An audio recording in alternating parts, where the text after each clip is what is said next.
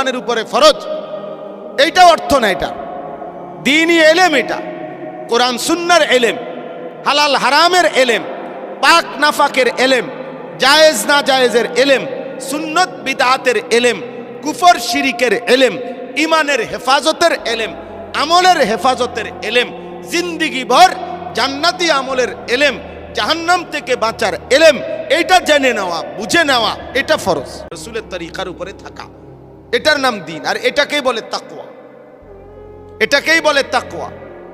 এই ব্যক্তিকেই বলে মুত্তাকি। আর ঈমানের সাথে যার এই তাকওয়া থাকে, আল্লাহ তাআলা কোরআনুল কারীমে বলছে জান্নাত বানানোই হয়েছে এমন মুত্তাকিদের জন্য।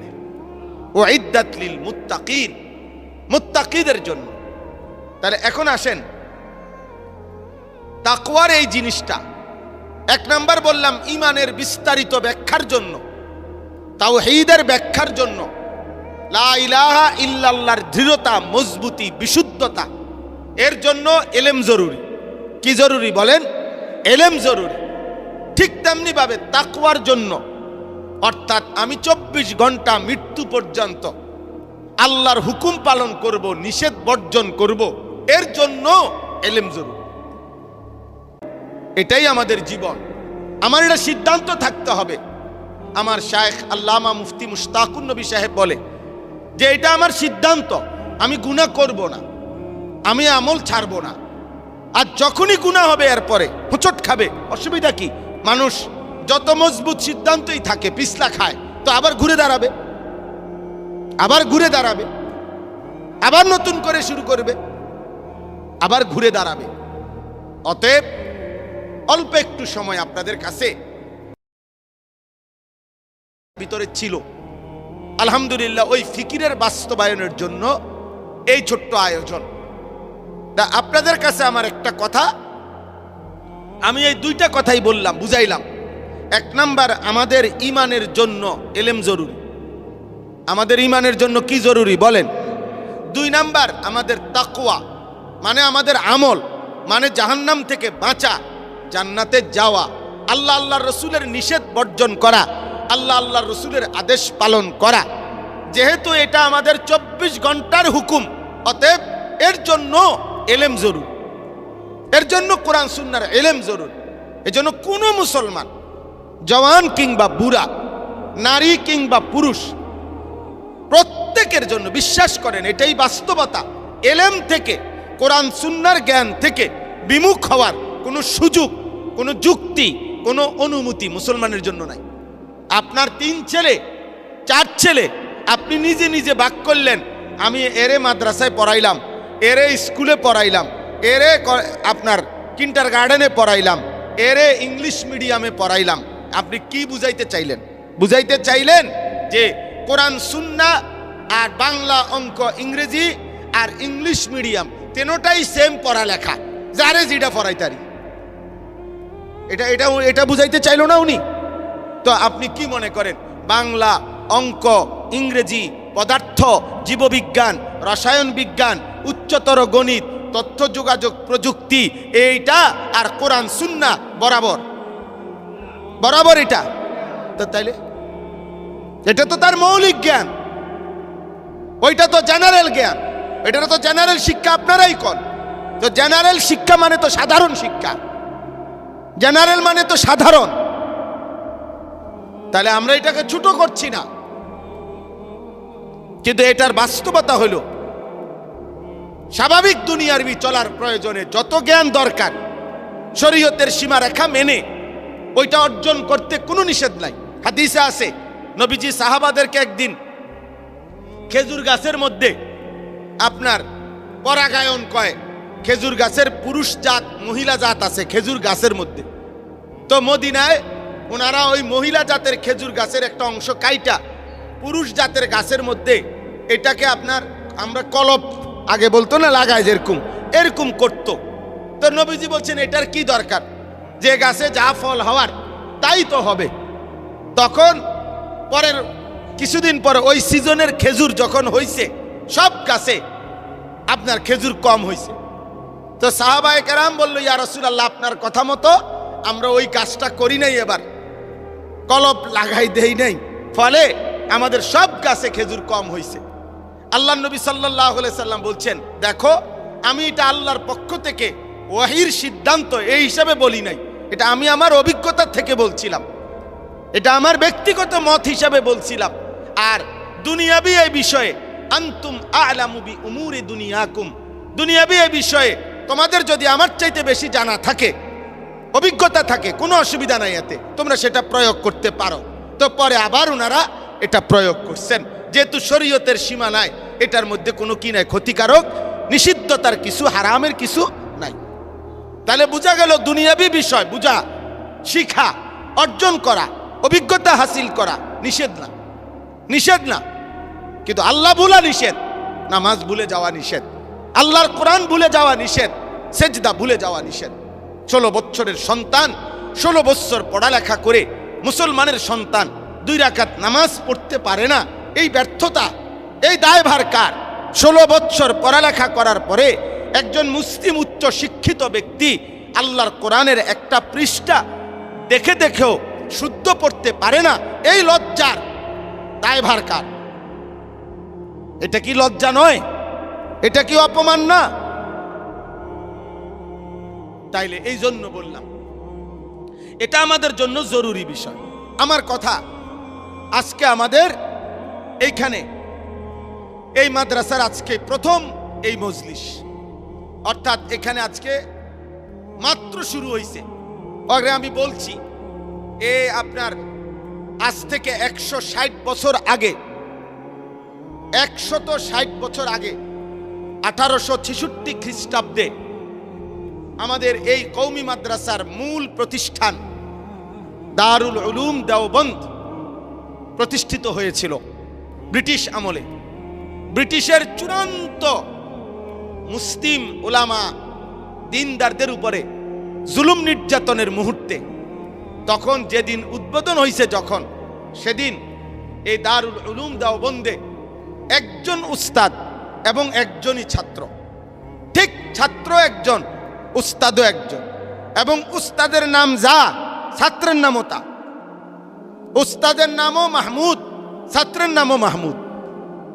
দারুল উলুম ও মাহমুদ, মাহমুদ মানে প্রশংসিত। সেদিন উস্তাদও মাহমুদ ছিল, ছাত্র মাহমুদ ছিল।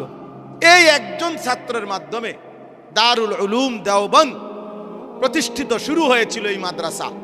আজকে আল্লাহর কসম, সারা পৃথিবীতে যেখানেই মানুষের অস্তিত্ব আছে, আল্লাহর এই জমিন পুরো গোটা পৃথিবীতে যেখানে মানুষের অস্তিত্ব আছে, ইমানদারের অস্তিত্ব আছে, দ্বীনের ন্যূনতম চর্চা আছে, কালেমার ন্যূনতম উচ্চারণ আছে, সেখানেই দারুল উলুম দেওবন্দের ছাত্র, উস্তাদ, মহব্বতের মানুষের পদচারণা আছে। দারুল উলুম দেওবন্দের ফরজন্দ আছে সেখানে, সারা পৃথিবীতে। এটা চ্যালেঞ্জ এবং এটা ঐতিহাসিকভাবে বাস্তবতার সাথে স্বীকৃত কথা। তাহলে এই জন্য বলছি আমি যে একজন ছাত্র হোক, 2 জন ছাত্র হোক, মাদ্রাসা শুরু করলে ইখলাস ও তাকওয়া থাকলে 2 জিনিস জরুরি। আল্লাহর জন্য হইতে হবে, গুনাহমুক্ত হইতে হবে, গুনাহমুক্ত হইতে হবে, আল্লাহর জন্য হইতে হবে। আল্লাহর জন্য হবে গুনাহমুক্ত হইলে ইখলাস এবং তাকওয়া, তাইলে ইনশাআল্লাহ আল্লাহ তাআলা ওইখানে বরকত দেবেই দেবে। ইন্নাহু মান ইয়াত্তাকি ওয়া ইয়াসবির ফাইন্নাল্লাহা লা ইউযীউ আজরাল মুহসিনিন। কোরআনে আল্লাহ বলছে, যে তাকওয়া অবলম্বন করবে এবং যে আমি আল্লাহ তাআলার হুকুমের উপরে সবর করবে, আমি আল্লাহ বললাম এমন নেককারের, এমন ব্যক্তির, এমন বান্দার কোনো কিছুই আমি আল্লাহ বিনিময় ছাড়া রাখবো না, তার সব কিছুতে বিনিময় দেব। শর্ত হলো কি? তাকওয়া লাগবে, শর্ত হলো সবর লাগবে, শর্ত হলো ইখলাস লাগবে। আল্লাহ তাআলা তৌফিক দান করেন। তাহলে এই আয়াতের সামনে রেখে আপনাদের কাছে আমি এই 2টা কথাই বলতে চাইছি। 1 নাম্বার, আমাদের জীবনের 2টাই অর্থ, ঈমান এবং আমল। আমরা একজন মুসলমান হিসাবে আমাদের জীবনের পুঁজি এই 2টাই, ঈমান এবং আমল। আর ঈমানের জন্য ইলম জরুরি, আমলের জন্য কি জরুরি বলেন? ইলম জরুরি, ইলম জরুরি। আল্লাহ তাআলা এখানে কোরআনুল কারীমের মধ্যে আল্লাহ তাআলা বলেছেন তিনি নবীকে কেন পাঠাইলেন। আমাদের নবী সাল্লাল্লাহু আলাইহি সাল্লামকে আল্লাহ তাআলা সর্বোচ্চ ইজ্জত সম্মান মর্যাদার অধিকারী নবী, আল্লাহর সবচেয়ে প্রিয় নবী আল্লাহ কেন দিলেন? আল্লাহ স্পষ্ট কোরআনে 4 জায়গায়, সূরা বাকারার 129 নম্বর আয়াত, সূরা বাকারার 151 নম্বর আয়াত, এই দুইবার সূরা আলে ইমরানের মধ্যে 164 নম্বর আয়াত, আর 28 নম্বর পারায় একটা সূরা আছে সূরা জুমআ, এই সূরার 2 নম্বর আয়াত। এই 4 বার আল্লাহ এক কথাই বলছেন, একই কথা, যে আমি নবী পাঠাইছি 3টা উদ্দেশ্যে। কয়টা উদ্দেশ্যে? 1 নম্বর, ইয়াতলু আলাইহিম আয়াতিহি, আমার কালাম, আমার কোরআন আমার বান্দাদের নিকটে তেলাওয়াত করবে, কোরআন শিখাবে, তেলাওয়াত শিখাবে, কোরআনের বিশুদ্ধ উচ্চারণ শিখাবে। আল্লাহ তাআলা বলেন এটা আমার আখিরি রাসূলের দুনিয়ায় পাঠানোর আমি আল্লাহর 1 নম্বর উদ্দেশ্য। 2 নম্বর, ওয়ায়ুযাক্কিহিম ওয়ায়ুযাক্কিহিম ওয়ায়ুযাক্কিহিম, অন্তরাত্মাকে যাবতীয় গুনাহ, মন্দ চরিত্র, বদ আখলাক থেকে নিজের কলিজা অন্তর পবিত্র করে উত্তম চরিত্র, উত্তম আখলাক, ইবাদতওয়ালা জিন্দেগিতে সাজিয়ে দেওয়ার জন্যে আমি রাসূলকে পাঠিয়েছি। 3 নম্বর, ওয়ায়ুআল্লিমুহুমুল কিতাবা ওয়াল হিকমা, আল্লাহ তাআলা বলেন 3 নম্বর উদ্দেশ্য হলো এই আমি আল্লাহর নাজিলকৃত কোরআন আর আমার বন্ধুর জবানে উচ্চারিত সুন্নাহ হাদিস, এই কোরআন এবং হাদিসের আলোকে, কোরআন এবং সুন্নাহর আলোকে পুরা জিন্দেগি ইমানদারের, আমার বান্দার চলা ফেরা, হাসি কান্না, আনন্দ বেদনা, সুখ দুঃখ, ঘর সংসার, আচার ব্যবহার, একাকী প্রকাশ্য, ঘরে বাজারে, রাষ্ট্রে রাজনীতিতে, দেশে সর্বত্র, আন্তর্জাতিক পরিমণ্ডলে, একাকী সংসারে, স্বামী স্ত্রীর একান্ত সংসারে, ছেলে মেয়ে, মানে এক কথায় হারাকাত সাকানাত। একজন ইমানদার তার নড়াচড়া, তার স্থিরতা, যেখানেই নড়বে সেখানেই কিভাবে নড়বে, যেখানেই স্থির হবে কিভাবে স্থির থাকবে, আল্লাহ তাআলা বলেন কোরআন সুন্নাহর আলোকে সেই পুরা ইমানের জিন্দেগি 24 ঘন্টার জীবন সাজিয়ে দেওয়া, বুঝাইয়া দেওয়া, হাতে কলমে শিখিয়ে দেওয়া, প্র্যাকটিক্যাল মস্ক করাইয়া দেওয়া, এই উদ্দেশ্যে আমি আল্লাহ আমার বন্ধুকে পাঠাইছি, বন্ধুকে পাঠিয়েছি। একটু একটু জায়গা দেন, একটু ভাই সরো তো, ভাই সরো। মোবাইল যে ধরে রাখছো তুমি, কিচ্ছু তো বুঝছো না। এই শেষ বুঝবা যে মোবাইল দেয়, শেষে দেখবা যে চার্জ আছে কিনা, এইটাই দেখবা মনে হয়। শেষ যাওয়ার সময় আরে চার্জ কমে গেছে, বুঝছো না, এটা মনে রাখবা। না না আপনারে কইছি না, আমি ওরে কইছি, আপনারে বলতেছি না, ওই বুঝতে আছে যারে কইতে আছে। আমি হেরে এইটারে বহু আঙ্গিকে আলগি দেয় পারে, এটা মাথা তুলে রাখতো, কারণ জীবনের সবচেয়ে বড় নিয়ামত মোবাইল। এই বর্তমান শেষ জামানায় একজন মানুষের জীবনের সবচেয়ে বড় নিয়ামত, এই বর্তমান কিশোর যুবক ছেলেদের জীবনের সবচেয়ে বড় নিয়ামত মোবাইল। একটা বড় মোবাইল দিয়ে আপনি একটা ছেলেকে আফ্রিকার জঙ্গলের মাঝখানে, মানে একটা ঠিক মিডলে হোতায় থুইবেন বা বাইন্দা থুইবেন, আর শুধু বলবেন চার্জও থাকবে, এমবিও থাকবে, সে বলবে লা খাউফুন আলাইহিম, কোনো চিন্তা নাই, আপনি চলে যান, কোনো অসুবিধা নাই, বাঘে বাল্লুকে কিচ্ছু আমারে ধরতো না, আমি মোবাইল টিপতে থাকবো অনবরত, শুধু খেয়াল রাখবেন চার্জ যেন থাকে, এমবি যেন থাকে। এই অসভ্যতা, এই খামখেয়ালি জীবন লক্ষ লক্ষ কোটি কোটি যুবক জানেও না আসছে কোত্থেকে, যায় কোথায়, করে কি, কি করে, কেন করে, খায় কি, ঘুমায় কি, হাসে না কান্দে, হ্যাঁ কিছুই জানে, কিছুই জানে। এমন মাতাল যে 24 ঘন্টা আপনার যেটা মনে কয়, যে যেটা দেখায়, হ্যাঁ ওটাই দেখে। নিজস্ব কোনো আত্মমর্যাদা, পছন্দ অপছন্দ, বিবেক বোধ, বিবেচনা, পার্থক্য কিচ্ছু নাই, কিচ্ছু নাই। এটার মধ্যে যেটা দেয়, ল্যাংটা মহিলা দিবে সে এটাও দেখবে, বোরকাওয়ালা বেডি দিব এটাও হে দেখবে। আমার সব দেখা দরকার, যা দেখতে শান্তি। নাউজুবিল্লাহ, নাউজুবিল্লাহ। আমার ভাই, এই প্রজন্মের সবচেয়ে শেষ বরবাদি এটা। এর থেকে যদি এই প্রজন্মকে ফিরাইতে না পারে, তাহলে সিসি ক্যামেরার উপরেও যদি সিসি ক্যামেরা লাগায় লাভ হবে না, কলিজা যদি না বদলায়। দিলে যদি আল্লাহর ভয় না থাকে, সিসি ক্যামেরার মধ্যেও কারেন্ট থাকে না।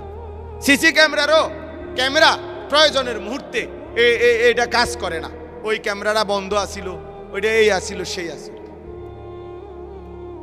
মূলত দিল, কলিজা, আল্লাহকে চিনা, নবীকে চিনা, আখিরাতকে চিনা, আল্লাহর ভয়কে চিনা।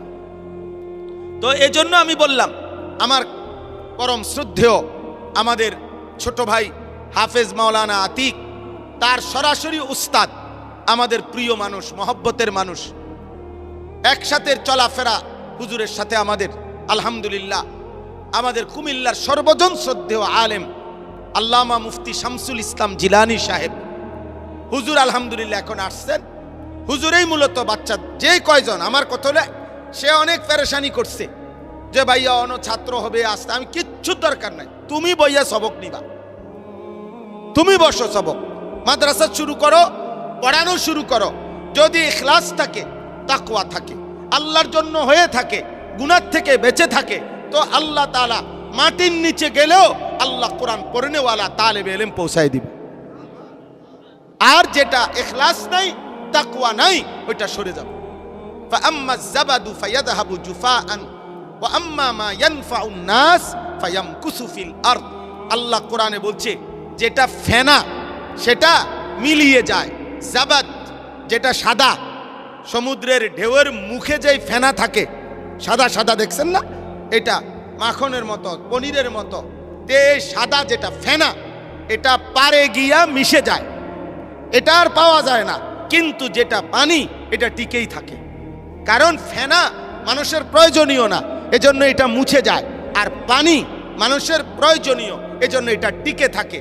তো আল্লাহ কোরআন এটাই বলছে, যেটা ফেনা সেটা শুকিয়ে যাবে, মিলিয়ে যাবে, আর যেটা উপকারী এটা মানুষের জন্য জমিনে টিকেই থাকবে।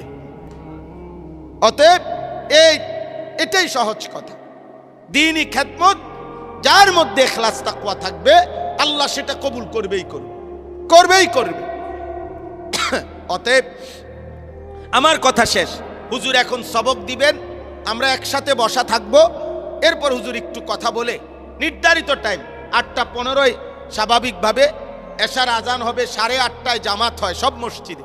আমার বক্তব্য বলে এটাই, অল্প কথা, আজকে উদ্বোধন, এজন্য লম্বা ওয়াজ করার উদ্দেশ্য না। আপনাদের কাছে শুধু এই কথাটাই বলা যে একজন ইমানদার পুরুষ কিংবা নারী, ছোট কিংবা বড়, ছেলে কিংবা মেয়ে, মুসলমান যার পরিচয়, তাকে আল্লাহর দ্বীন শিখতে হবে। তাকে কি শিখতে হবে বলেন না? আল্লাহর দ্বীন শিখতে হবে। এনে ভাগ করলে হইতো না। আপনি 3 জন 4 জন একজনের মাদ্রাসায় দিছেন, না না আপনার কাছে আমি ভিক্ষা চাইছি না। আপনি ভিক্ষা দিলে হবে না। ইসলামকে আপনি ভিক্ষা দিচ্ছেন নাকি? না না, বরং মুসলমান যতজন দ্বীন শিখবে ততজন। দ্বীন শিখবে কতজন বলেন? ছেলে যতজন আল্লাহর দ্বীন শিখবে কতজন? মেয়ে যতজন দ্বীন শিখবে কতজন? হ্যাঁ, মুসলমান মানেই তার জীবন চলতে হইলে তাকে কোরআন সুন্নাহর ইলম কেউ বেশি শিখবে, ব্যাপক, আমি তো বললাম। আর কেউ কমপক্ষে যেটুকুর মুখোমুখি আমি হব, আমি একজন মানুষ, মনে করেন আমরা 1 মিনিট কল্পনা করেন, সকালবেলা ঘুম থেকে উঠে আমাকে ঘুম থেকে উঠতে হয়, এরপরে পেশাব পায়খানা জরুরত সারতে হয়, এরপরে অজু ইস্তেঞ্জা করতে হয়, এরপরে আমাকে কর্মস্থলে যেতে হয়, আমাকে নাস্তা খাইতে হয়, এরপরে দুপুরবেলা আমাকে বিশ্রাম করতে হয়, আমার বিবি আছে সংসার করতে হয়, আমার ছেলে মেয়ে আছে এদেরকে পরিচালনা করতে হয়, আমার একটা উপার্জনের খাত আছে, হয় ব্যবসা, নয় দোকান, নয় কৃষি, নয় বিদেশ, নয় চাকরি, আমাকে ওইটার মুখোমুখি হইতে হয়। এই আমি আমার সারাদিনে যেই পরিবেশ, যেই পরিস্থিতির মুখোমুখি হই, এগুলো সম্পর্কে কমপক্ষে কোরআন সুন্নাহর ইলম কি, ফায়সালা কি, আল্লাহর রাসূলের বিধান কি, এটা জানা আমাদের প্রত্যেকের জন্য ফরজে আইন। আর সবার যা প্রয়োজনীয়, চাকরিওয়ালার জন্য মাসআলা, ব্যবসায়ীর জন্য মাসআলা, দোকানদারের জন্য মাসআলা, এভাবে সবার মাসআলা, সবার যা লাগবে এই বিস্তারিত পূর্ণাঙ্গ এলেম, এটা ওলামায়ে কেরাম নির্দিষ্ট কিছু শিখলে চলবে, কিন্তু মৌলিক প্রয়োজনীয় এলেম আমাদের সবাই শিখতে হবে। তাহলে কোরআন সুন্নাহর এলেমের বাহিরে থাকতে পারবে, অনুমতি আছে এমন মুসলমান কে? কথা বলেন না কেন? এমন মুসলমান কেউ হইতে পারে না। তাহলে এমন কেউ হইতে পারে, এমন কোন লোক হইতে পারে। এই জন্য আলহামদুলিল্লাহ আল্লাহর এই জমিনে যে যত ষড়যন্ত্র করুক, যে যত বিরোধিতা করুক, যে যত হিংসা করুক, যে যত মিথ্যা প্রপাগান্ডা করুক, আল্লাহর দয়ায় আল্লাহর এই জমিনে বাংলাদেশে ইতিমধ্যেও ষড়যন্ত্রকারী মাদ্রাসা নিয়ে, উলামায়ে কেরাম নিয়ে বেড়ে যাচ্ছে। আর ঠিক তার মোকাবেলায় রব্বুল আলামিনের ফয়সালায় মাদ্রাসা দ্বীনি খেদমতের পরিমাণও বেড়ে যাচ্ছে আলহামদুলিল্লাহ। আর আল্লাহ যেন বলছে, বেঈমান নাফরমান পাপী তোমরাও ষড়যন্ত্র করো, আমিও জবাব দিচ্ছি। আর আল্লাহু খায়রুল মাকিরিন, আর আল্লাহর জবাব, আল্লাহর ফয়সালা, আল্লাহর প্রতিকার এটাই সর্বোত্তম। কোনোভাবেই কোনো নাফরমান, কোনো ষড়যন্ত্রকারী আল্লাহর দ্বীনের মোকাবেলায় দ্বীনকে পরাজিত করতে পারবে না, বরং সেই একদিন পরাজিত হবে। এতে আপনারা যারা আসছেন, আপনাদের সবার কাছে আন্তরিকভাবে দোয়া চাই। মাদ্রাসায়ে সাউতুল মদিনা, এই নামটা আমারই দেওয়া নাম। সাউতুল মদিনা, মদিনার আওয়াজ, মদিনার আওয়াজ, রাসূলুল্লাহ সাল্লাল্লাহু আলাইহি সাল্লামের রওজায়ে আত্হারের আওয়াজ, কোরআনের আওয়াজ, সুন্নাহর আওয়াজ যেন এই জায়গাটুকুতে হয় এবং নিয়মিত চলে। আপনারা আপনাদের দোয়া করবেন, আপনারা আপনাদের সন্তানদেরকে অথবা পরিচিতদের সন্তানদেরকে এখানে ভর্তি করাবেন। আপনারা মাদ্রাসার জন্য যখনই সুযোগ হয় পারলে দান সাদাকা সহযোগিতা করবেন। এই তিন জিনিস, দোয়া করবেন, সন্তান দিবেন, সহযোগিতা করবেন। আল্লাহ তাআলা তৌফিক দান করেন। এই বাড়ি যিনি মালিক, ডাক্তার সাহেব, কি নাম যেন? ডাক্তার এনাম সাহেব। আমি প্রথম যেদিন আসছি ওই দিনে উনি বলছে, হুজুর আমি যেমনি সুবিধা হয় পুরা তালা, আমি এটা এই পুরা নিচের ফ্লোরটা আমি দিলাম। আলহামদুলিল্লাহ এটা পুরাটাই উনি ব্যবস্থা করে দিছে। আল্লাহ যদি কখনো তৌফিক দেয় আরো বড় ব্যবস্থাপনা করা হবে। আল্লাহ তাআলা এই মাদ্রাসার ফিকির আল্লাহ কবুল করে নেন। আল্লাহ আমাদের সবাইকে কোরআন সুন্নাহর ইলমের সাথে লাগিয়ে রাখেন। আমিন।